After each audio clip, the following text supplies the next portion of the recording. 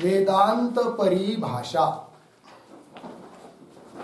वेदांत परिभाषा ग्रंथ में पेज नंबर है 36 और 36 पेज के ऊपर प्रथम पंक्ति चल रही।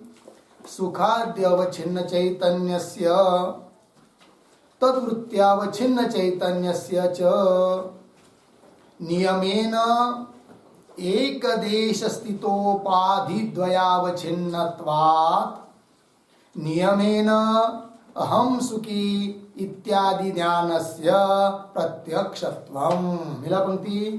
चलिए, तो मूल बात यह चल रही थी कि पीछे बता दिया था कि मन इंद्रिय नहीं है। तब पूर्व पक्ष ने कहा था कि यदि मन इंद्रिय नहीं है तो सुखादिक का जो प्रत्यक्ष है उसको प्रत्यक्ष नहीं कह पाओगे, क्योंकि वो इंद्रियजन्य होता है और मन को तो आप इंद्रिय कहते नहीं हो, उसमें प्रत्यक्षत्व का लक्षण जाएगा नहीं। इंद्रियजन्यम प्रत्यक्षम, ये तो प्रत्यक्ष का लक्षण है। तब वहां पर सिद्धांतियों ने कहा था कि हे भाई पूर्व पक्षी, इंद्रियजन्यम प्रत्यक्षम यह नियम, यह कायदा तुम्हारे घर का है। हम नहीं मानते कि जो इंद्रियजन्य हो वही प्रत्यक्ष ज्ञान, ऐसा कोई नियम हमारा नहीं है, सिद्धांति ने कहा। तब उस पूर्व पक्ष ने पूछा कि तुम्हारे वेदांत मत में प्रत्यक्षत्व का प्रयोजक कौन है, किसको तुम प्रत्यक्ष ज्ञान कहते हो? तब बताया प्रत्यक्षत्व का लक्षण। उसमें भी प्रत्यक्ष दो प्रकार का, ज्ञानगत प्रत्यक्ष, विषयगत प्रत्यक्ष। तो ज्ञानगत प्रत्यक्षत्व का बताया था लक्षण क्या? वृत्त्यावच्छिन्न चैतन्यस्य विषयावच्छिन्न चैतन्याभेदः ज्ञानगत प्रत्यक्षत्वम्, ये लक्षण किया था। याद है तो बोलेंगे एक बार। वृत्त्यावच्छिन्न चैतन्यस्य विषयावच्छिन्न चैतन्याभेदः ज्ञानगत प्रत्यक्षत्वम्। हो गया जी। वृत्त्यावच्छिन्न चैतन्य का विषयावच्छिन्न चैतन्य के साथ जो अभेद होना, इसी का नाम है ज्ञान का प्रत्यक्ष। वो ज्ञान प्रत्यक्ष है। ज्ञानगत प्रत्यक्षत्व का प्रयोजक यह है कि वृत्त्यावच्छिन्न चैतन्य के साथ विषयावच्छिन्न चैतन्य का अभेद। फिर उसको प्रक्रिया बताई थी कि अंतःकरण की वृत्ति चक्षुरादि इंद्रिय के द्वारा बाहर निकलकर घट तक जाती है और वहां पर घटावच्छिन्न चैतन्य और वृत्त्यावच्छिन्न चैतन्य इनका अभेद हो जाता है, क्योंकि दोनों उपाधि एक देश में आने पर चैतन्य का अभेद हो जाता है। और इस प्रकार का चैतन्य का अभेद हो जाना यही है ज्ञानगत प्रत्यक्षत्व। इस बात को बताया था। बीच में उदाहरण देकर प्रमाता चैतन्य क्या है, प्रमाण चैतन्य क्या है, विषय चैतन्य क्या है, इस बात को भी बताया। अब लक्षण बन गया। ठीक है जी। अब होता क्या है, जैसे घट का प्रत्यक्ष होता है उस प्रकार सुख का दुख का भी प्रत्यक्ष होता है। अर्थ सुख ज्ञान, दुख ज्ञान, ये भी प्रत्यक्ष ज्ञान है। फिर इसमें लक्षण जाएगा या नहीं जाएगा? तो सिद्धांति कह रहे जाएगा। क्यों? कि हमको क्या चाहिए? वृत्त्यावच्छिन्न चैतन्य का विषयावच्छिन्न चैतन्य के साथ अभेद चाहिए। तो यहाँ पर सुख दुख ये धर्म है किसके? अंतःकरण के। और सुख दुख को विषय करने वाली वृत्ति भी किसकी होती है? अंतःकरण की। तो जिस अंतःकरण में सुख दुख आदि धर्म है, उसी अंतःकरण में सुख दुखों को विषय करने वाली वृत्ति भी है। अतः वृत्त्यावच्छिन्न चैतन्य का और विषयावच्छिन्न चैतन्य का यहाँ पर अभेद ही है। और इस प्रकार दोनों चैतन्य का अभेद जहाँ होता है वह प्रत्यक्ष व्यवहार होता है। अतः सुख ज्ञान दुख ज्ञान हमारे मत में प्रत्यक्ष है, कोई दिक्कत नहीं है। नहीं एक मत में सुख दुख का ज्ञान प्रत्यक्ष ही है, किंतु उनके मत में मन को इंद्रिय मानकर मन रूप इंद्रिय से वो प्रत्यक्ष मानते हैं, क्योंकि उनके यहाँ परिभाषा इंद्रियजन्यम प्रत्यक्ष। वेदांत मत में भी सुख दुख प्रत्यक्ष है, किंतु प्रत्यक्ष है वो किससे? कि इंद्रियजन्यम प्रत्यक्ष में नहीं, विषयावच्छिन्न चैतन्य का वृत्त्यावच्छिन्न चैतन्य के साथ अभेद होने के कारण प्रत्यक्ष है। लग गया जी? तो पंक्ति देखिए। सुखादि अवच्छिन्न चैतन्य से, मिला क्या पंक्ति? सुख विषय हुआ, जैसे घट विषय उस प्रकार सुख भी एक प्रकार का विषय है।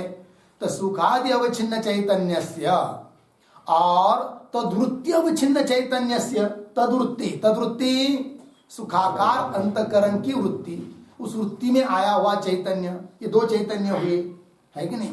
तो तद्वृत्ति अवच्छिन्न चैतन्यस्य च नियमेन एक देश स्थित उपाधि द्वयावच्छिन्नत्वात्, नियमतः एक देश में वो दोनों उपाधि होने के कारण दोनों चैतन्य का हमेशा अभेद है, और हमेशा अभेद होने के कारण नियमेन अहम सुखी इत्यादि ज्ञान से प्रत्यक्ष, ये ज्ञान प्रत्यक्ष है। पंक्ति लगी तो थोड़ा देखिए। और तो ये जो पंक्ति आई है सुखाद्यवच्छिन्न, उसके अवतरणिका के रूप में एक वाक्य लिखते हैं, ननु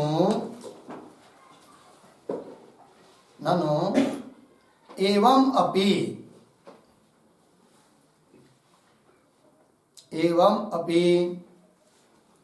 सुख दुखादि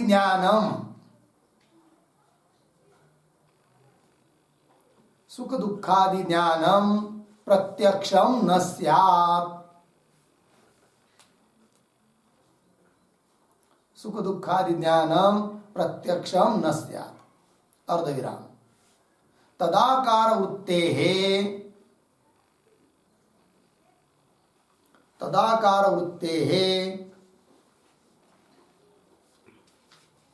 लिखा क्या? तदाकार इंद्रिय द्वारा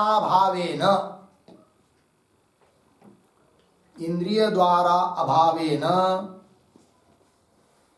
विषय देश अगमनात्, विषय देशागमनात् इति अतः आह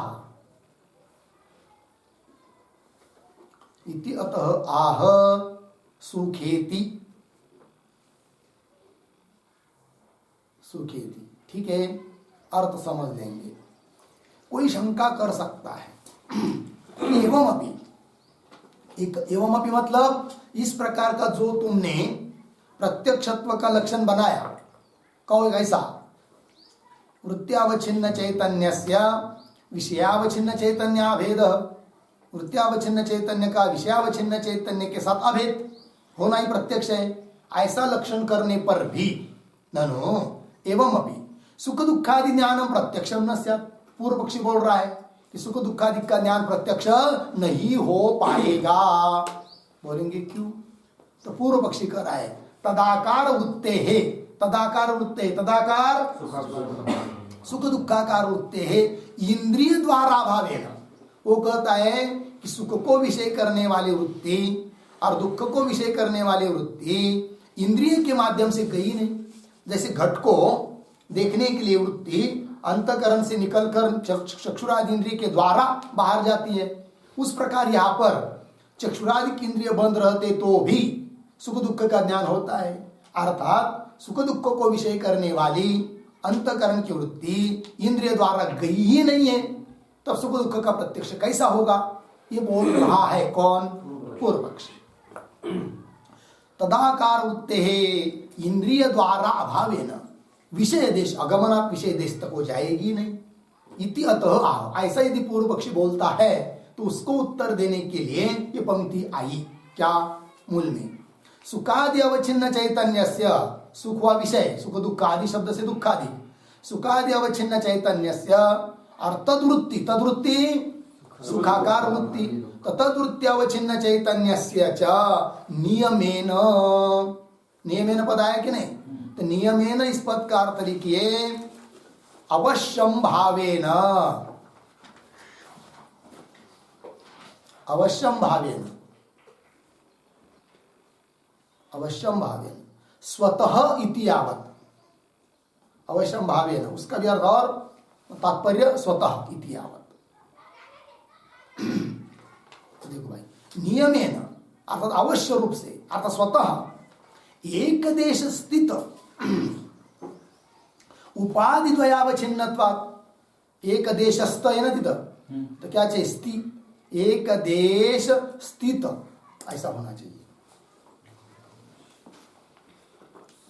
एक देश स्थित उपाधि द्वयावच्छिन्नात् नियमेन, मतलब जब भी अपने अंतकरण में सुख या दुख उत्पन्न होता है तो जरूर नियमेन अवश्य रूप से उन दोनों उपाधि एक देश में है ही है। वो दो उपाधि कौन कौन?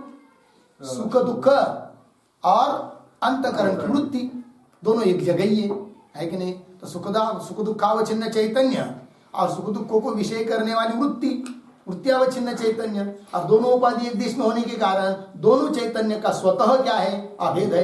अतः वो ज्ञान सुख दुख का ज्ञान प्रत्यक्ष ही है। नियमेन एक देश स्थित उपाधि द्वयावच्छिन्नत्वात्, ऐसा होने के कारण नियमेन अभी बाद में जो नियमेन बताया कि नहीं, उसका अर्थ लिखिए सर्वदा एव।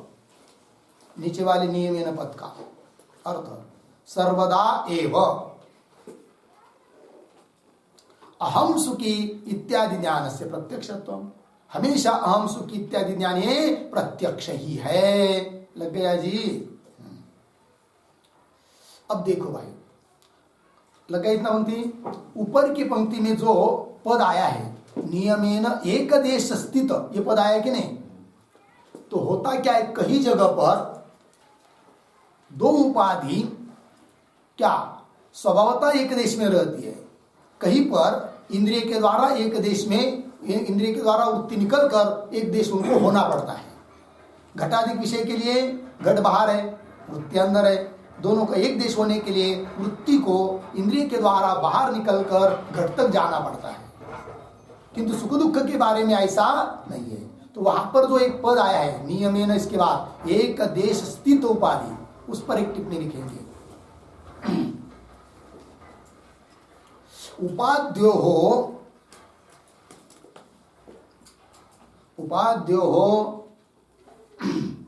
एक देशस्तत्वम्,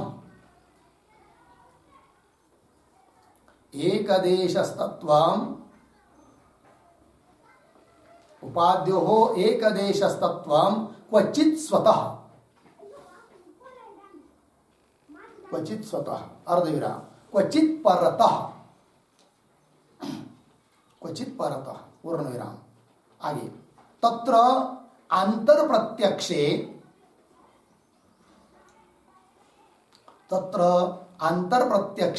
स्वतः अर्धविराम वृत्ति विषयो हो सदा एव एकस्मिन् देशे संबंधात्, सदा एव एकस्मिन् देशे संबंधात् पूर्ण विराम। बाह्य प्रत्यक्षे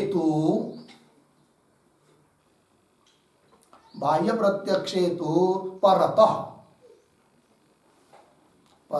अर्धविराम तत्र उपाद्यो हो स्वतः भिन्न देशत्वात्,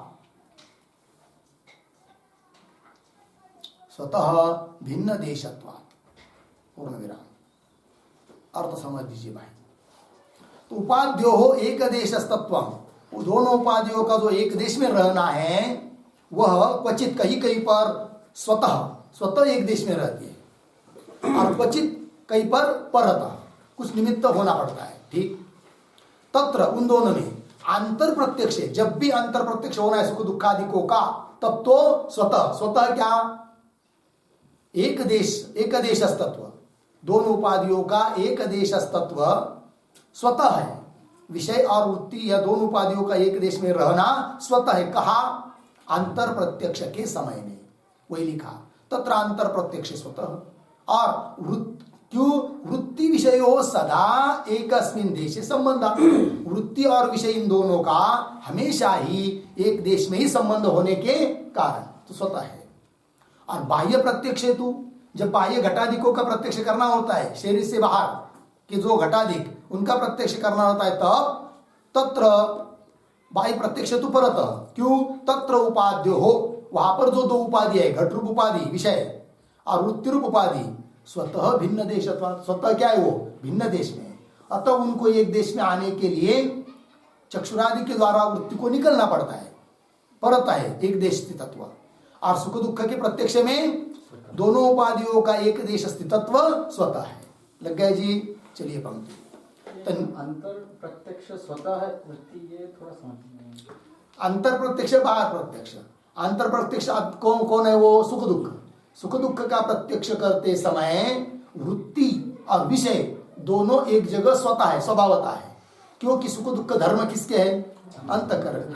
और सुख दुख आदि को विषय करने वाली वृत्ति भी किसकी है? अंतःकरण की है। तो अंतःकरण भी, वृत्ति भी अंतःकरण में है, सुख दुख भी अंतःकरण में है। तो दोनों उपाधि एक जगह स्वभावता है, स्वतः सिद्ध है। और घट जब बाहर है और वृत्ति अंतःकरण का धर्म होने से अंदर है, तो वृत्ति का विषय अंदर है रहना, और उपाधि विषय रूप उपाधि बाहर है। तो वो दोनों कैसी हो गई? स्वतः भिन्न देश में रहने वाली है।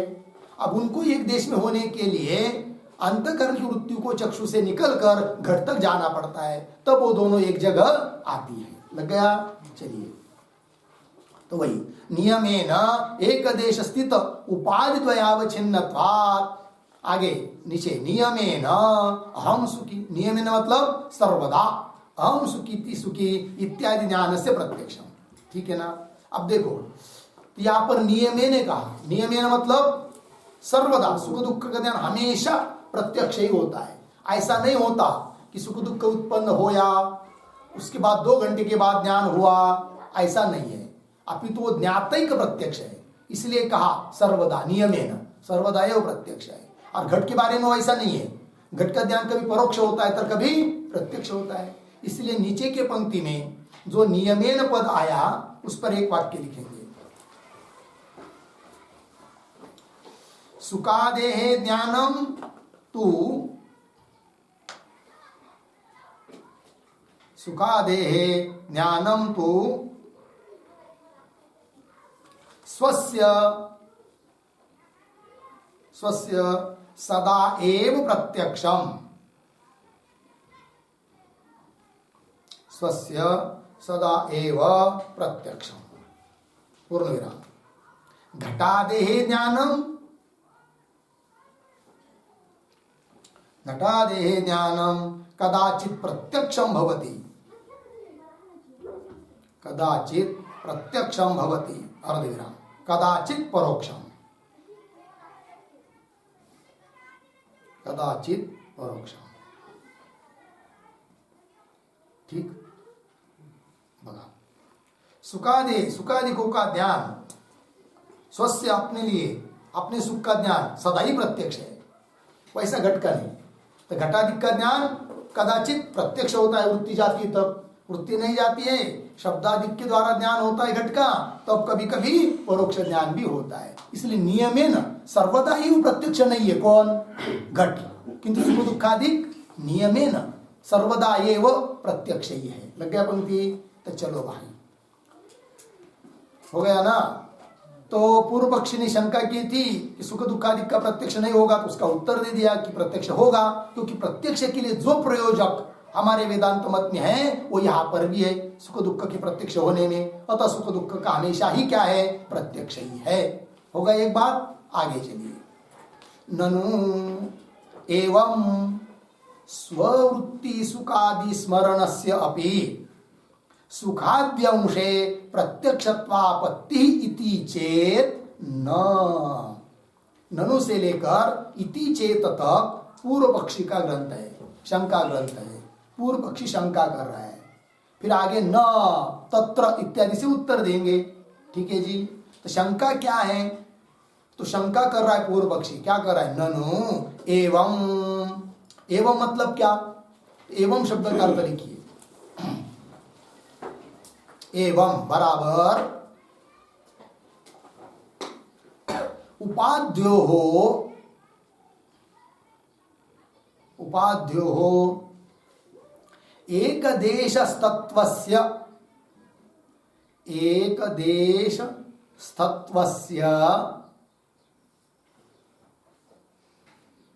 एकदेशस्तत्वस्य उपधेय अभेद प्रयोजकत्वे, उपधेयाभेद उपधेय अभेद प्रयोजकत्वे सति।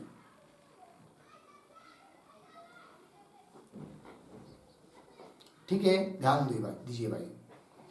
उपधेय अभेद प्रयोजकत्वे इतना हुआ, ये एवं का अर्थ हुआ। तो समझ लीजिए, पूर्व पक्षी बोल रहा है, क्या बोल रहा है कि उपाद्यो एक देश तत्व से, मतलब दो उपाधि यदि एक देश में आती है तब उन दो उपाधियों में आया हुआ जो उपधेय, उपहित अर्थात चैतन्य, उनका भी अभेद हो जाता है। और उनका अभेद होना ही आपके मत में क्या है? प्रत्यक्षत्व है। यदि ऐसा है तो क्या होगा? अतिव्याप्ति होगी। आपके लक्षण की क्या होगी? अतिव्याप्ति होगी। लक्षण किसका क्या है? प्रत्यक्षत्व का। क्या लक्षण किया है? वृत्त्यावच्छिन्न चैतन्यस्य विषयावच्छिन्न चैतन्याभेद प्रत्यक्षत्वम। बोलिए। वृत्त्यावच्छिन्न चैतन्यस्य विषयावच्छिन्न चैतन्यस्य अभेदः प्रत्यक्षत्वम्। ठीक है ना? विषयावच्छिन्न चैतन्याभेद प्रत्यक्षत्वम, ये कहा कि नहीं? अब देखो तो क्या होगा, समझ लीजिए अपने में कभी 10 दिन पहले सुख उत्पन्न हुआ था, तब वृत्ति हुई थी अहम सुखी 10 दिन पहले। ठीक है नहीं? गुलाब जामुन खिलाए किसी ने और अहम सुखी वृत्ति उत्पन्न हुई थी। अब 10 दिन बीत गए, 15 दिन हुए, अब गुलाब जामुन पंगत आई नहीं 15 दिन से, है कि नहीं? तब किसी को स्मरण हुआ क्या कि मुझे उस समय ऐसा सुख हुआ था, मैं सुखी था, है कि नहीं? तो सुख का क्या हुआ? स्मरण हुआ। तो स्मरण रूप सुख स्मृति रूप जो ज्ञान है, स्मृति रूप ज्ञान को कोई प्रत्यक्ष नहीं करता है, किंतु स्मृति ज्ञान को भी आपको प्रत्यक्ष कहना पड़ेगा। कौन बोल रहा है? पूर्व पक्ष। बोलेंगे क्यों? कि प्रत्यक्ष का लक्षण यहां घटित होता है स्मृति में, इसलिए प्रत्यक्ष कहना चाहिए। बोलेंगे कैसे लक्षण घटित होता है? तो देखो लक्षण क्या है? वृत्त्यावच्छिन्न चैतन्यस्य विषयावच्छिन्न चैतन्याभेद, दोनों चैतन्य का अभेद होना, है कि नहीं? अब देखिए उस समय सुख हुआ था, अभी नहीं है सुख, उस समय हुआ था, किंतु उस समय जो सुख हुआ था वहां पर उस समय विषय जो सुख, उस सुखावच्छिन्न चैतन्य कौन था? यही अंतकरणोपय चैतन्य था। और अभी स्मृति हो रही है, तो अभी स्मृति रूप जो वृत्ति है, तो उस वृत्त्यावच्छिन्न चैतन्य भी कौन है? वही है। तो चैतन्य एक ही है कि नहीं? वो, क्योंकि जहां पर सुख हुआ था वहीं पर आज स्मृति रूप वृत्ति उत्पन्न हुई है, तो चैतन्य तो दोनों एक ही है। तो दोनों उपाधि में आया हुआ चैतन्य का अभेद यहां पर भी है, अतः स्मृति को भी प्रत्यक्ष कहना चाहिए। अतिव्याप्ति, है कि नहीं? ऐसा बोल रहा है कौन? पूर्व पक्षी। पंक्ति की ननु एवं स्ववृत्ति सुखादि स्मरणस्यापि, स्ववृत्ति मतलब अपने में ही होने वाली जो सुखादि का स्मरण रूप वृत्ति, स्मरण रूप ज्ञान, ठीक है ना? तो स्ववृत्ति सुखादि स्मरणस्य, स्मरण रूप ज्ञान का, ज्ञानस्यापि सुखादि अंशे, सुखादि अंश में मतलब सुख विषयकत्व अंशे, है कि नहीं? प्रत्यक्षत्वापत्ति, अर्थ वो भी प्रत्यक्ष होना चाहिए। सुख अंश में वो ज्ञान प्रत्यक्ष होना चाहिए।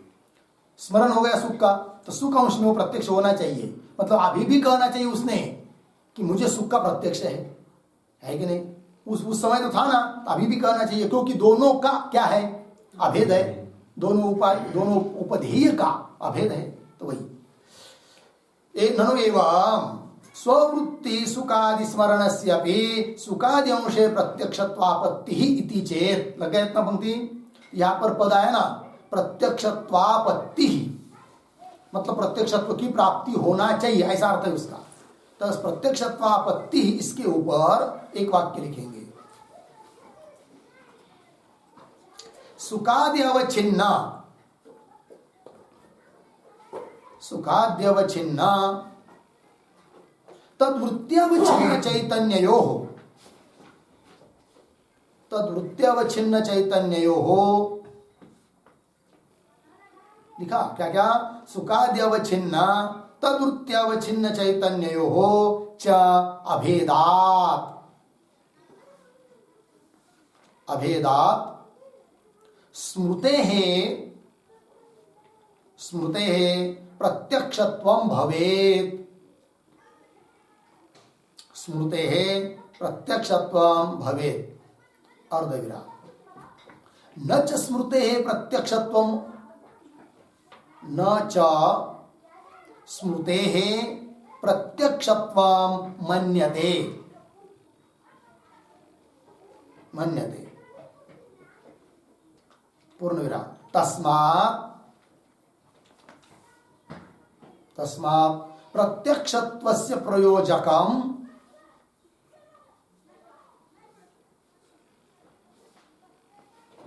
प्रत्यक्षत्वस्य प्रयोजकम् त्वया यत् उक्तं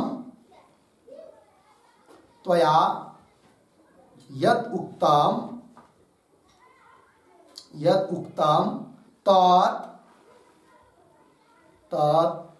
न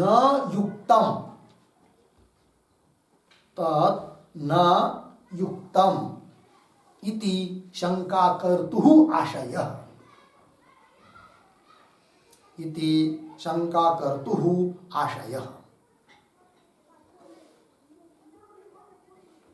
ठीक, देखो भाई अर्थ सुखादि अवच्छिन्न चैतन्य और तद्वृत्त्यावच्छिन्न चैतन्य मतलब सुखादि वृत्त्यावच्छिन्न चैतन्य, इन दोनों का अभेद होने से स्मृति प्रत्यक्षत्वं स्यात्, स्मृति को भी प्रत्यक्ष कहना चाहिए। किंतु वेदांत मत में स्मृति को प्रत्यक्ष कोई मानता नहीं है। न च स्मृति प्रत्यक्षत्वं, है कि नहीं, मन्यते, स्मृति को प्रत्यक्ष कोई मानता नहीं है। अलक्षण तो जा रहा है, अब क्या करोगे?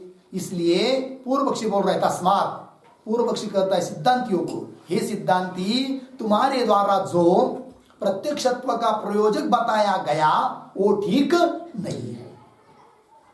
लग गया पंक्ति पंक्ति की। तस्मात् प्रत्यक्षत्वस्य प्रयोजकम त्वया यद उक्तम, क्या कहा था सिद्धांतियों ने? प्रत्यक्षत्व का प्रयोजक वृत्त्यावच्छिन्न चैतन्य का विषयावच्छिन्न चैतन्य के साथ अभेद, इस प्रकार का प्रत्यक्षत्व का प्रयोजक कारण निमित्त मानना ठीक नहीं है। ऐसा आशय है किसका? पूर्व पक्षी का। लग गया? नहीं तो क्या होगी? अतिव्याप्ति। ये पूर्व पक्षी का ग्रंथ हुआ। सिद्धांती उत्तर दे रहे न, क्यों? तत्र स्मर्यमान सुखस्य अतितत्वेन स्मृतिरूप अंतकरण वृत्ते हैं वर्तमानत्वेन तत्र उपाद्यो भिन्न कालीनतया तत्त अवच्छिन्न चैतन्यो भेदात।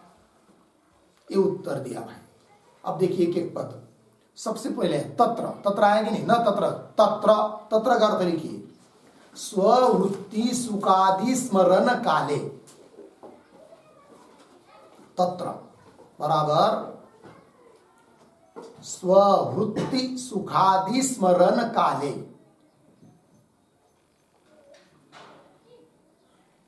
स्ववृत्ति सुखादि स्मरण काले। ठीक है, मतलब क्या? अपने में होने वाली जो सुखादि का स्मरण है उस काल में। तत्र स्मर्यमान सुखस्य, स्मर्यमान सुखस्य अतितत्वेन, अतितत्वेन, अतितत्वेन का अर्थ लिखिए ध्वस्तत्वेन।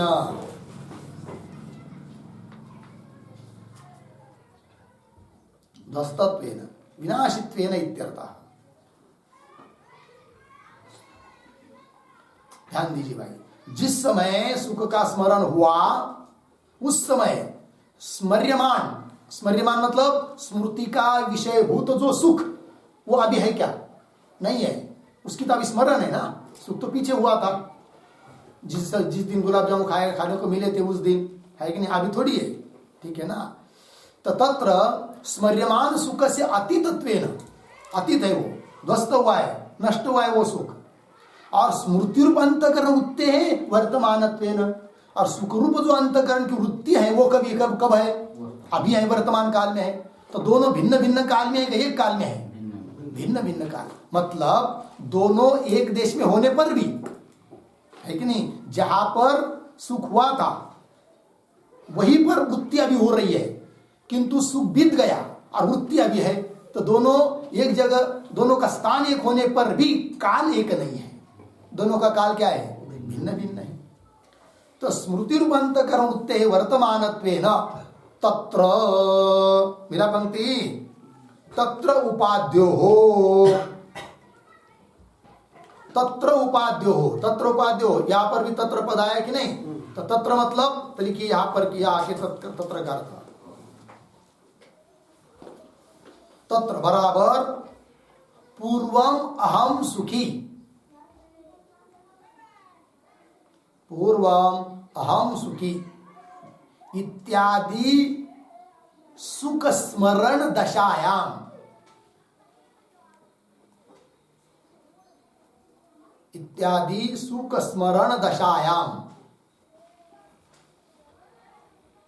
ठीक है, देखो भाई, पूर्वम, पूर्व में मैं बहुत सुखी था जी, ऐसा अब स्मरण हो रहा है, सुख नहीं रहा, तो इत्यादि सुख स्मरण दशायाम लग गया जी। आगे उपाध्यो भिन्न कालीनतया, ऐसे सुख का स्मरण काल में दोनों उपाधियां भिन्न काल में है कि एक काल में है? भिन्न भिन्न काल में है। तो तत्र उपाध्यो भिन्न कालीनतया, भिन्न भिन्न काल में होने के कारण तत्तद अवच्छिन्न चैतन्यो भेदा, तत्तद अवच्छिन्न चैतन्य, तत्तद अवच्छिन्न चैतन्य, तद अवच्छिन्न चैतन्य, सुखावच्छिन्न चैतन्य, तद अवच्छिन्न चैतन्य स्मरण, हाँ स्मृति वृत्ति अवच्छिन्न चैतन्य, स्मृति रूप जो वृत्तियां भी हुई कि नहीं, तद अवच्छिन्न चैतन्य, इन दोनों का क्या है? भेद। अभेद नहीं है, क्या है? भेद। तो क्या पद आया? तत्तद अवच्छिन्न चैतन्य यो हो, ये पद आया कि नहीं? उस पर लिखिए उसका अर्थ। स्मर्यमान सुखाद्यवच्छिन्न चैतन्य, सुखाद्यवच्छिन्न, स्मर्यमान सुखाद्यवच्छिन्न तदाकार वृत्त्यवच्छिन्न चैतन्यो हो, तदाकार वृत्त्यवच्छिन्न चैतन्यो हो, वृत्त्यवच्छिन्न चैतन्यो हो, चैतन्यो हो भेदात,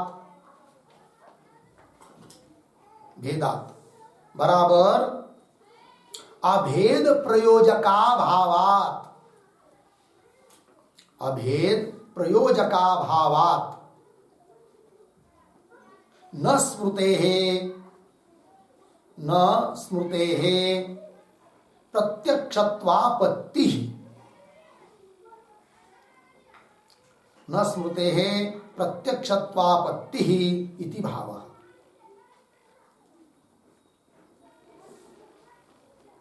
न स्मृते प्रत्यक्षत्वापत्ति इति भाव। लगे पंक्ति?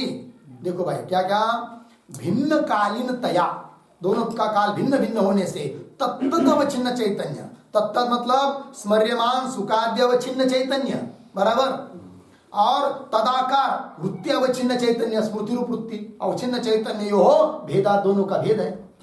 तत्तद अवच्छिन्न चैतन्य यो भेदात, भेदात मतलब अभेद नहीं है, अर्थात अभेद प्रत्यक्षत्व का प्रयोजक है, वो नहीं है यहाँ पर। अभेद प्रयोजका भावात, है कि नहीं? अभेद रूप प्रयोजक का अभाव होने के कारण न स्मृति है प्रत्यक्षात्वापत्ति, इसलिए स्मृति का प्रत्यक्ष होना चाहिए, ऐसी आपत्ति नहीं आएगी। हमारा लक्षण बराबर ही है, कौन सा? वृत्त्यावच्छिन्न चैतन्यस्य विषयावच्छिन्न चैतन्याभेद। बोलिए,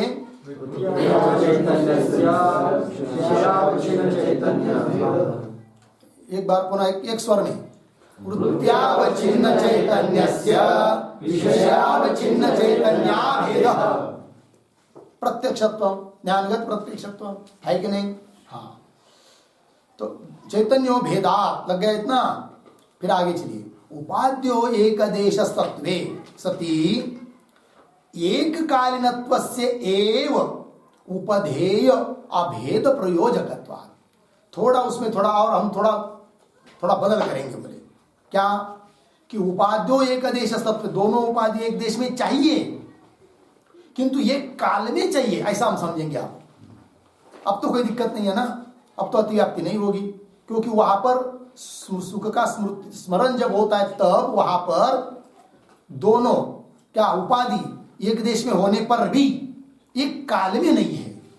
अतः सुख दुख का जो स्मरण हो रहा है स्मृति, वो प्रत्यक्ष होने चाहिए, ऐसी आपत्ति अब नहीं आएगी। पंक्ति देखिए, उपाद्यो हो एक देश तत्वे, दोनों उपाधि एक देश में रहती हुई सती, एक देश तत्वे सती एक कालीनत्वस्य, एक काल में होनी चाहिए, एक कालीनत्वस्य एव ऐसी रहेगी तब ही उपधेय, उपधेय मतलब वो वही उपही चैतन्य, उसका अभेद प्रयोजकत्व, अभेद का प्रयोजक होगी। तो एक शब्द अब जोड़ना पड़ेगा लक्षण में, ठीक है।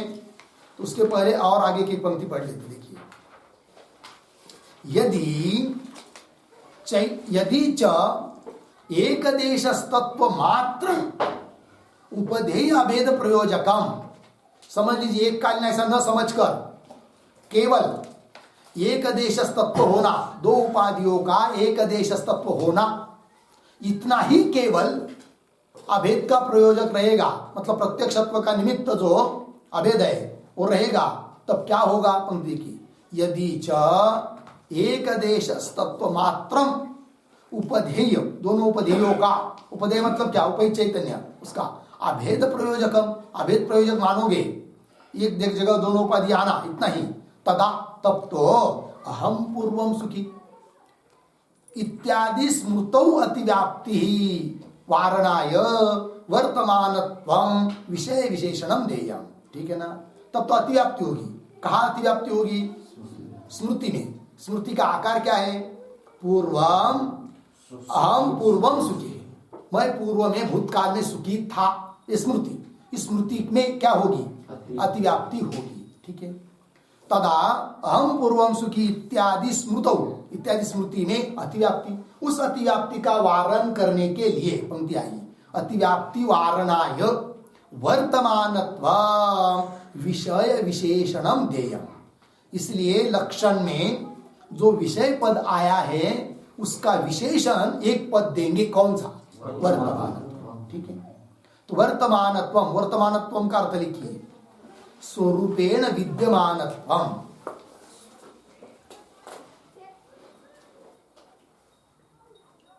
वर्तमानत्वम का अर्थ है स्वरूपेण विद्यमानत्वम, ठीक है, हो गया। वर्तमानत्वम विषय विशेषणम देयम, विषय का विशेषण देना चाहिए, तब अतिव्याप्ति नहीं होगी, ठीक है। तो बोलेंगे भाई लक्षण क्या बनेगा वर्तमान पद देने पर, तो वर्तमान पद देने के पहले थोड़ा लक्षण बोलेंगे, क्या, वृत्त्यावच्छिन्न चैतन्यस्य विषयावच्छिन्न चैतन्याभेद, चैतन्य का भेद, तो विषय पद आया कि नहीं, उसके पहले एक जोड़ देंगे, क्या, वर्तमान। तब आप बोलेंगे लक्षण, वृत्त्यावच्छिन्न चैतन्यस्य वर्तमान विषयावच्छिन्न चैतन्याभेद प्रत्यक्षस्य प्रयोजकम, ये प्रत्यक्ष का प्रयोजक है। अब अतिव्याप्ति होगी क्या, नहीं होगी। अब इसी लक्षण को थोड़ी सुधारित भाषा में लिख देंगे, तो लिखिए आप लोग, चाहे तो पहला लक्षण वो भी लिख लीजिए, फिर वो सुधारित क्या बन जाता है उसमें फर्क समझ में आएगा। तो लिखिए पहला, वृत्त्यावच्छिन्न चैतन्यस्य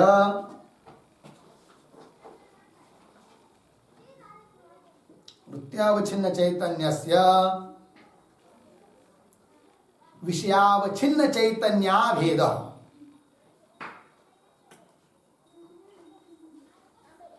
विषयावच्छिन्न चैतन्याभेद,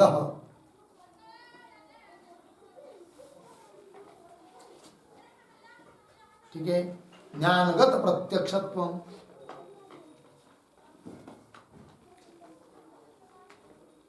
अब सुधारित लक्षण इसी को थोड़ा अलग करके लिखते हैं, नीचे लिखिए, वन ऊपर वाला, आगे नीचे, वृत्त्यावच्छिन्न चैतन्याभिन्न, वृत्त्यावच्छिन्न चैतन्याभिन्न, चैतन्याभिन्न वर्तमान विषयावच्छिन्न चैतन्यत्वम, वर्तमान विषयावच्छिन्न चैतन्यत्वम, विषयावच्छिन्न चैतन्यत्वम ज्ञानगत प्रत्यक्षत्वम, ज्ञानगत प्रत्यक्षत्वम,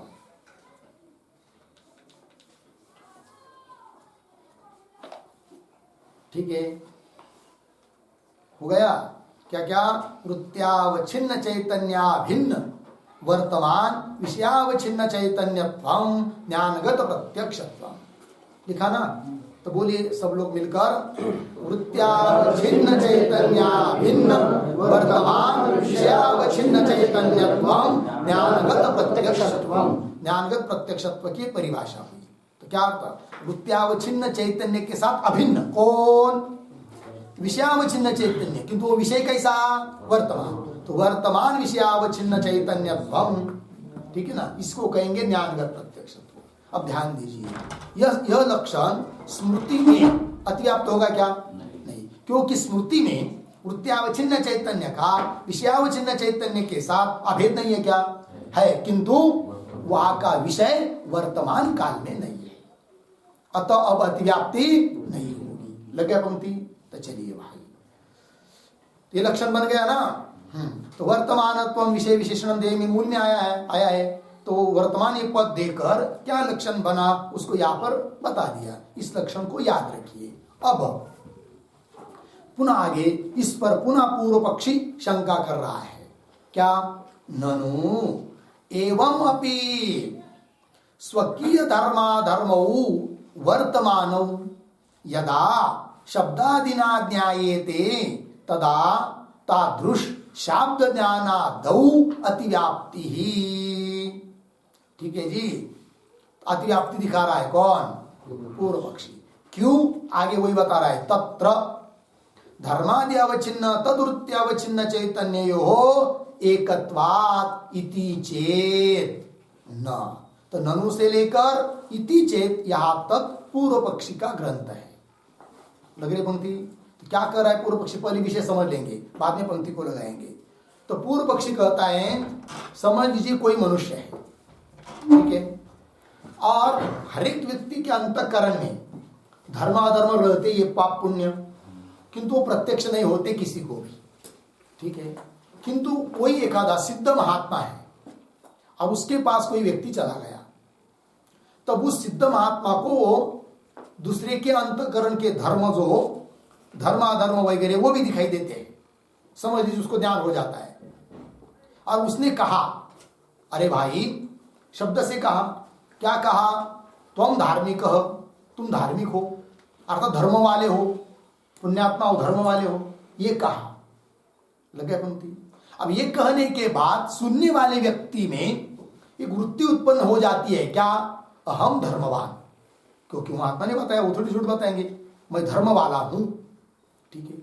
तो शब्द के द्वारा ये ज्ञान हुआ है, और ये ज्ञान प्रत्यक्ष नहीं है, किंतु ये भी प्रत्यक्ष होना चाहिए, क्योंकि धर्माधर्म का किसी को प्रत्यक्ष नहीं होता है, वो परोक्ष ज्ञान है, परोक्ष ही है हमेशा। किंतु यहां पर प्रत्यक्ष होना चाहिए। कौन बोल रहा है? पूर्व पक्ष। क्यों? तो तुम्हारा प्रत्यक्षत्व का लक्षण यहां बैठ रहा है, जा रहा है। कैसे? लक्षण क्या है? वृत्त्यावच्छिन्न चैतन्याभिन्न वर्तमान विषयावच्छिन्न चैतन्यम ज्ञानगत प्रत्यक्षत्व, ये लक्षण है कि नहीं? तो देखो भाई, तो वृत्ति, उसको सुनने वाले को वृत्ति उत्पन्न हुई है, कौन? अहम धर्मवान। ध्यान दीजिए, क्या वृत्ति उत्पन्न हुई? अहम धर्मवान। तो वृत्त्यावच्छिन्न चैतन्य जो है, और धर्म का रहता है पाप पुण्य, अंतकरण में रहते, अंतकरण के वो धर्म है। तो धर्मावच्छिन्न चैतन्य, धर्म विषय हुआ, तो धर्मावच्छिन्न चैतन्य, और वहीं पर उसको वृत्ति उत्पन्न हुई अंतकरण में, अहम धर्मवान। तो वृत्त्यावच्छिन्न चैतन्य के साथ धर्मावच्छिन्न चैतन्य का अभेद है कि नहीं? है। और धर्म अथवा अधर्म वर्तमान काल में है क्या? नहीं। तो वर्तमान काल में भी है, वो विषय वर्तमान काल में है। तो वृत्त्यावच्छिन्न चैतन्य से अभिन्न है विषयावच्छिन्न चैतन्य, और वह विषय वर्तमान काल में भी है। अतः अहम धर्मवान, इस ज्ञान को भी प्रत्यक्ष कहना चाहिए, अर्थात प्रत्यक्षत्व का लक्षण उसमें जाएगा, जो कि प्रत्यक्ष नहीं है, तो उसमें लक्षण जा रहा है। तो क्या हुई? अतिव्याप्ति। समझ में आए ना अतिव्याप्ति कैसी हुई? तो पंक्ति देखिए पुनः, ननु एवं अपि स्वकीय धर्माधर्म वर्तमानो, अपने में, अपने अंतकरण में रहने वाले धर्माधर्म वर्तमान काल में है।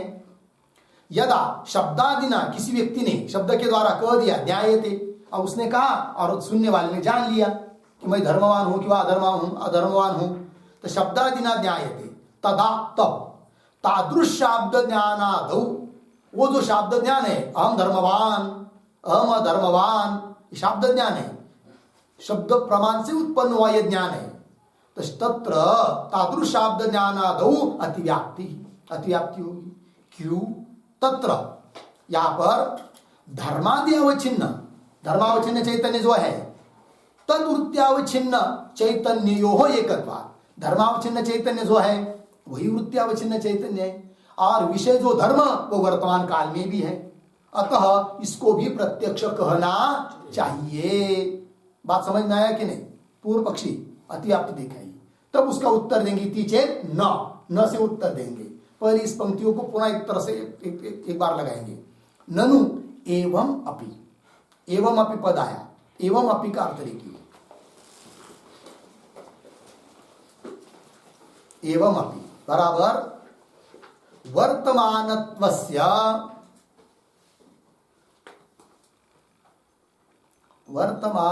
वर्तमानत्वस्य विषय विशेषणत्वे अपि,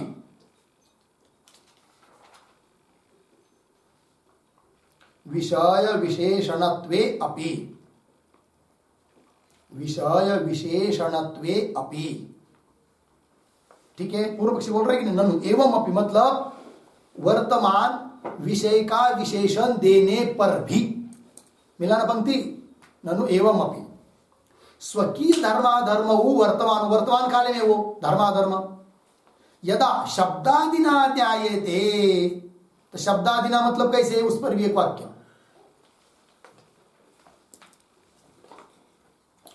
त्वं धार्मिकः, त्वं धार्मिकः इत्यादि वाक्येन, इत्यादि वाक्येन,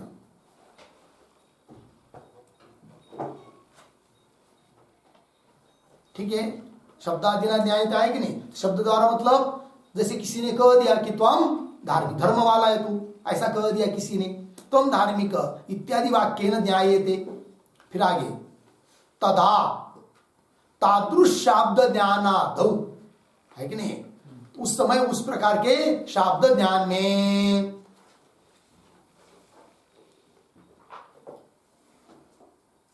यहां पर शब्दादिना पद आया है कि नहीं, जिस पर आपने लिखा क्या, तुम धार्मिक इत्यादि वाक्य न लिखा है कि नहीं, वहां पर आदि पद भी आया, शब्दादिना आदि।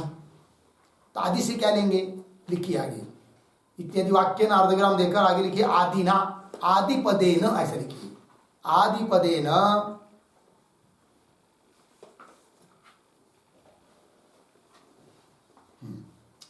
उद्धरण चिन्ह है, अहम धर्मवान, अहम धर्मवान सुखित्वात्,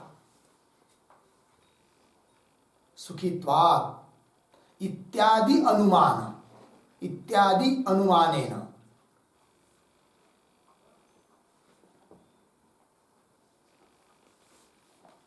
इत्यादि अनुमानादिना, ठीक है जी, ध्यान दीजिए। शब्दादिना समझ लीजिए आप, मैं धर्मवान हूं, यह ज्ञान किसी को वाक्य से हुआ, किसी ने कह दिया तो क्यों हुआ, अनुमान किया उसने, उससे उसको ज्ञान हुआ कि मैं धर्मवान हूं। तो क्या अनुमान किया उसने, अहम धर्मवान, मैं पुण्यवान है मैं पुण्यवान हूं, क्यों, सुखित्वात्, सुखी हूं, इससे मैं धर्मवान हूं।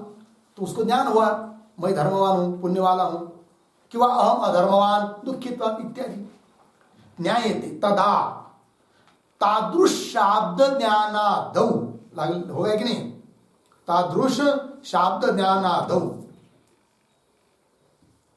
तादृश शाब्द ज्ञानादौ मतलब क्या, उस पर एक शब्द, उस प्रकार का शाब्द ज्ञान है, कैसा वो लिखिए, तादृश शाब्द ज्ञानादौ मतलब धर्माधर्मयोः शाब्द बोधे,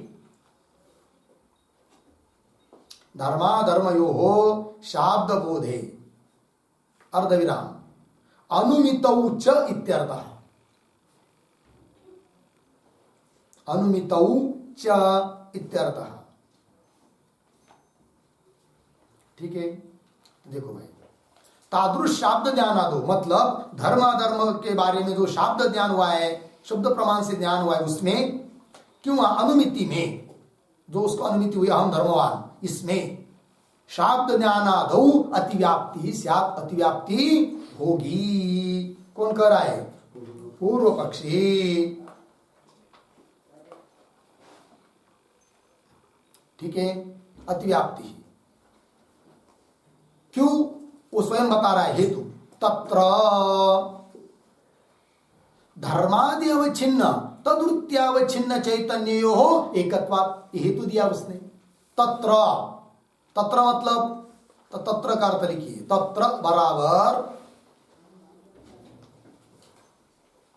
तत्र बराबर धर्माधर्म विषयक परोक्ष ज्ञान दशायाम, धर्माधर्म विषयक परोक्ष ज्ञान दशायाम, मतलब धर्माधर्म विषय जो परोक्ष ज्ञान उसको हुआ है, शाब्द ज्ञान की अनुमिति ज्ञान, उसमें दशायाम, उस काल में धर्माधर्म विषयक परोक्ष ज्ञान दशायाम लगे। इतना क्या रहता है उस समय? धर्मादि अवच्छिन्न, धर्मादि विषय हुए तो विषय अवच्छिन्न चैतन्य, और तद्वृत्ति अवच्छिन्न चैतन्य।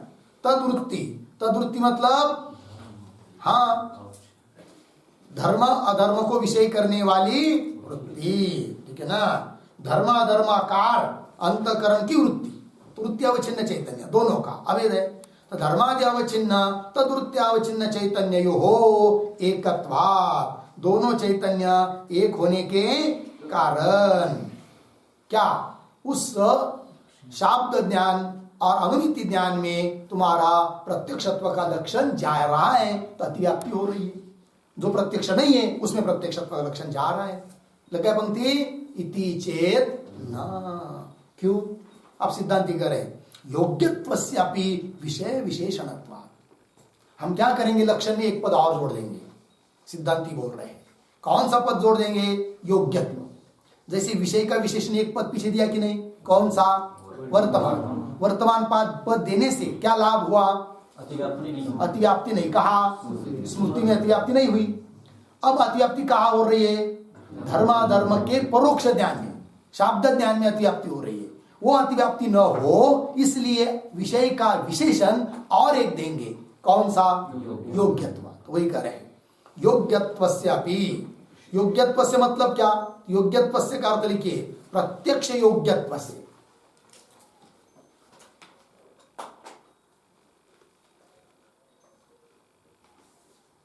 प्रत्यक्ष योग्यत्व से। अब देखिए पंक्ति, योग्यत्वस्यापि विषय विशेषणत्वात्, विषय का विशेषण हम योग्यत्व भी देंगे। ठीक है ना जी? अतः अतिव्याप्ति नहीं होगी। लग गया जी? तो बोलेंगे ठीक है, योग्यत्व पद दे देंगे। योग्यत्व पद देने के बाद लक्षण क्या बनेगा? क्या होगा लक्षण का आकार?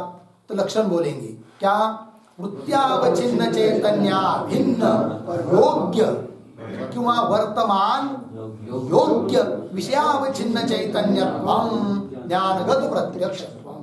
बोलिए एक बार, वृत्त्यावच्छिन्न चैतन्या भिन्न वर्तमान योग्य विषयावच्छिन्न चैतन्या, विषयावच्छिन्न चैतन्यम, विषयावच्छिन्न चैतन्यत्वं प्रत्यक्षत्वं।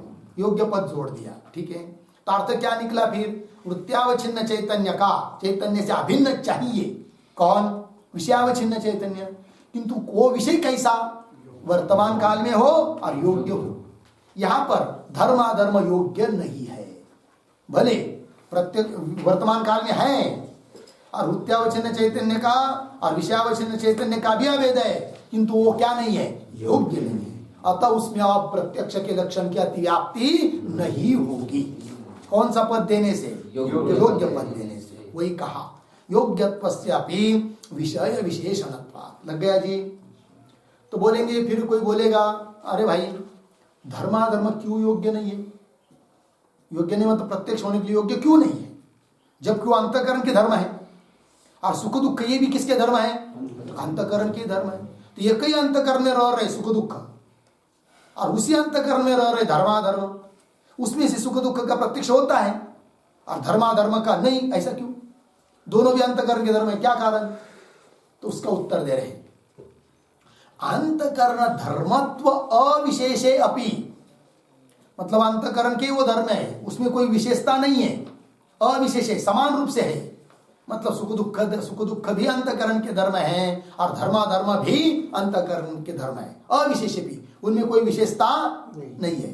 तो भी एक में योग्यत्व नहीं है। क्यों? बता रहे, अंतकरण धर्मत्व अविशेषे अपि, लग गया, किंचित योग्यम इत्यत्र फल बल कल्प्य स्वभाव एव शरण, है कि नहीं?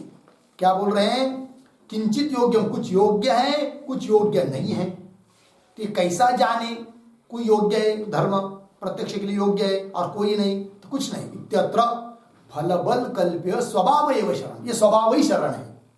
मतलब क्या? बस जिसका स्वभाव है, सुख दुख का स्वभाव है प्रत्यक्ष होना, और धर्माधर्म ये भी अंतकरण के धर्म है, किंतु उसका स्वभाव है प्रत्यक्ष न होना। उसके लिए क्या करेंगे? अपना अपना स्वभाव होता है, ठीक है कि नहीं? ये बात इत्यत्र बोलेगी, फिर ये कैसा जानेंगे कि सुख दुख का स्वभाव प्रत्यक्ष होने का है और धर्माधर्म का स्वभाव प्रत्यक्ष होने का नहीं है? ये कैसे जानेंगे? फल बल कल्प्य, फल बल कल्प्य मतलब फल से कल्पना करेंगे। सुख दुख का प्रत्यक्ष हो रहा है, अतः उसमें प्रत्यक्ष होने का स्वभाव है। धर्माधर्म का प्रत्यक्ष नहीं हो रहा है, अतः धर्माधर्म में प्रत्यक्ष होने की योग्यता नहीं है। फल को देखकर उसके स्वभाव की कल्पना कर लेंगे। फल बल कल्प्य, लग गया कि नहीं ये बात? किंचित योग्यम इत्यत्र फल बल कल्प्य, फल बल कल्प्य पद आया कि नहीं? और उसके बाद क्या है? स्वभाव एव शरणम, शरणम शब्द का अर्थ लिखिए आश्रय, प्रयोजकम। शरण है मतलब वही आश्रय है, वही प्रयोजक है, मतलब उसके अलावा दूसरा कोई चारा नहीं है योग्यता जानने का। लग गया पंक्ति? देखो भाई, तो यहां पर पद आया है फल बल कल्प्य, आया कि नहीं? तो लिखते यहां पर फल बल कल्प्य शब्द का अर्थ,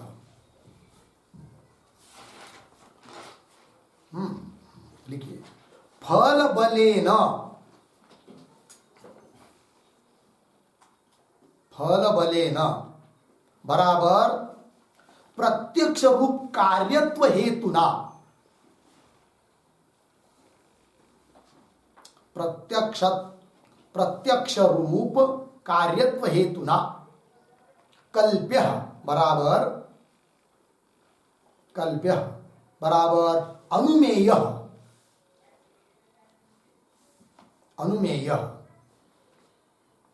स्वभाव बराबर उद्भूतत्व अनुद्भूतत्व रूप, उद्भूतत्व अनुद्भूतत्व रूप धर्म विशेष,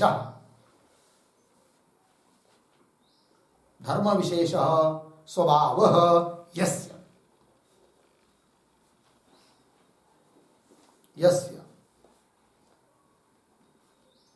प्रत्यक्ष ज्ञानम, स्वभाव हो गया ना, पूर्ण विराम दीजिए। उसके बाद यस्य प्रत्यक्ष ज्ञानम, यस्य प्रत्यक्ष ज्ञान तत्र प्रत्यक्षेण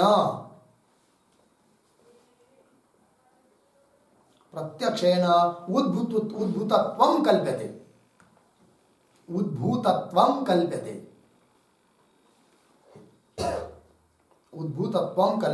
पूर्ण विराम। यस्य न प्रत्यक्षम,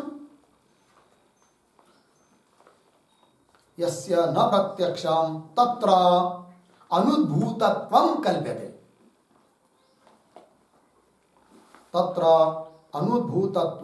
कल्प्यते, ठीक हो गया? अर्थ देखिए भाई, फल बल कल्प्य, तो फल बलेन, फल बल मतलब कौन? प्रत्यक्षादि रूप फल प्रत्यक्ष हो रहा है, ये उसका फल। तो प्रत्यक्ष रूप कार्यत्व हेतुना कल्प्य अनुमेय स्वभाव, स्वभाव मतलब इसमें उद्भूतत्व है, मतलब प्रत्यक्ष होने की योग्यता है, और अमुक में अनुभूतत्व है अर्थात प्रत्यक्ष होने की योग्यता नहीं है, ये कैसे जानते हैं हम लोग? फल से। वो कैसा फल बल कल्प्य, तो उसकी व्याप्ति लिख के दिया आगे। यस्य प्रत्यक्ष ज्ञानम, जिसका प्रत्यक्ष ज्ञान हो रहा है, तत्र तेन हेतुना, उसी प्रत्यक्ष हेतु से उद्भूतत्व जानेंगे अर्थात प्रत्यक्ष होने की योग्यता उसमें है। और यस्य न प्रत्यक्षम, जिसका प्रत्यक्ष नहीं हो रहा है, तत्र अनुद्भूतत्व अर्थात उसमें प्रत्यक्ष होने की योग्यता नहीं है, ये जानेंगे। वही दे रहे आगे। अंतकरण धर्मत्व विशेषेपि किंचित योग्यम इत्यत्र फल बल कल्प्य स्वभाव एव शरणम। लग गया जी। अन्यथा यदि फल से ही उसके स्वभाव की प्रत्यक्ष की योग्यता योग्य की कल्पना कर दे, यदि ऐसा नहीं मानते हैं तो न्यायमत में भी दिक्कत आएगी। क्या वो दे रहे? अन्यथा, पहले अन्यथा शब्द का अर्थ लिखिए। अन्यथा बराबर, अन्यथा बराबर योग्यत्व योग्यत्वयोः, योग्यत्वायोग्यत्वयोः स्वभाव विशेष प्रयुक्तत्व, स्वभाव विशेष प्रयुक्तत्व अनंगीकारे, स्वभाव विशेष प्रयुक्तत्व अनंगीकारे, यह अर्थ हुआ अन्यथा शब्द का। अर्थ देखिए भाई, योग्यत्व अयोग्यत्व, इसमें क्या स्वभाव विशेष प्रयुक्त है? वो योग्यत्व अयोग्यत्व किसी का स्वभाव है कि नहीं, उसमें योग्यता है कि नहीं? तो योग्यत्व योग्यत्व यो स्वभाव विषय प्रयुक्तत्व, स्वभाव विशेष से उनका स्वभाव है, वो ऐसा ही मानना पड़ता है। ऐसा यदि नहीं मानते हैं तो, है कि नहीं, तब तो क्या होगा? न्याय मत में, न्याय मते अपि आत्मधर्मत्व अविशेषा, नैयायिकों ने सुख दुख धर्माधर्म ये सब किसके धर्म माने हैं? आत्मा के माने हैं, अंतकरण के नहीं। वेदांत मत में ये सब धर्म अंतकरण के, न्याय मत में आत्मा के। तब नैयायिकों को भी पूछेंगे क्या सुख दुख भी आत्मा के धर्म है, धर्माधर्म भी आत्मा के धर्म है, किंतु सुख दुख का प्रत्यक्ष होता है और धर्माधर्म का प्रत्यक्ष नहीं होता है, क्यों? तो उनको भी उत्तर नहीं दे पाते हो, इसलिए उनको भी यही मानना पड़ता है क्या कि वो उनका स्वभाव विशेष है कि नहीं। प्रत्यक्ष यदि होता है तो उसमें प्रत्यक्ष होने का स्वभाव है, उद्भूतत्व है। प्रत्यक्ष नहीं हो रहे हैं तो उसमें उद्भूतत्व नहीं है, फल बल कल्प्य। देखिए, अन्यथा न्याय मत अपि आत्मधर्मत्व अविशेषक, मतलब आत्मा का ही धर्म होने से सामान्य रूप से, अविशेषक मतलब विशेष नहीं, ये भी आत्मा के धर्म है, सुख दुख वो भी आत्मा के धर्म है। अविशेषात सुखादिवत, जैसे सुख दुख का प्रत्यक्ष होता है उस प्रकार सुखादिवत धर्मादि अपि प्रत्यक्ष प्राप्ति, उसका भी प्रत्यक्ष उनके मत में होना चाहिए। लेकिन होता है क्या? नहीं, क्योंकि उनको भी स्वभाव की शरणता लेनी पड़ती है। योग्यत्व नहीं है धर्माधर्म में, प्रत्यक्ष होने का योग्यत्व नहीं है, सुख दुख में प्रत्यक्ष होने का योग्यत्व है। प्रत्यक्षत्वापत्ति दुर्वारा, अर्थात उसका वारण नहीं कर पाएंगे, स्वभाव का आश्रय नहीं लेंगे तो। लग गया जी। तो अतिव्याप्ति हो गई थी कहा? धर्माधर्म में, उसका भी प्रत्यक्ष होना चाहिए, वो नहीं होता है। अतिव्याप्ति, उस अतिव्याप्ति का वारण करने के लिए पद दे दिया लक्षण में, कौन सा? योग्य, है कि नहीं। विषय का विशेषण, तो विषय का दो विशेषण, एक वर्तमान और एक योग्य, तब लक्षण बन गया क्या? वृत्त्यावच्छिन्न चैतन्य भिन्न वर्तमान योग्य विषयावच्छिन्न चैतन्यत्वम ज्ञानगत प्रत्यक्षत्वम, ये प्रत्यक्षत्व का लक्षण बन गया। एक स्वर में बोलिए एक बार।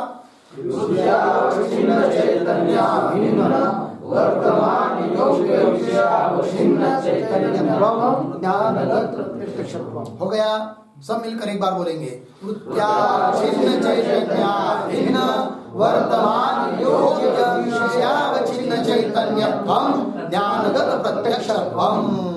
हो गया, बस आगे का विचार हम लोग कल करेंगे।